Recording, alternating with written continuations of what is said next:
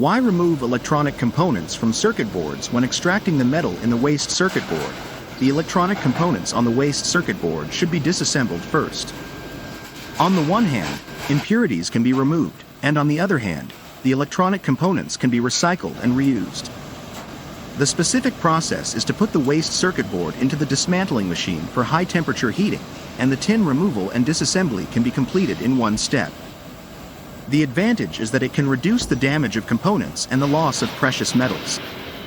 Besides, because some electronic components contain precious metals such as gold, silver, palladium, etc., they can be further refined and reused in advance, and some may contain harmful substances, which require special treatment. As for naked PCB motherboards, they are mainly composed of copper and resin powder, which can be recycled with our circuit board's recycling machine to get copper powder and resin powder. If you want to know more information about the PCB recycling plant line, PLs contact us, get quotation.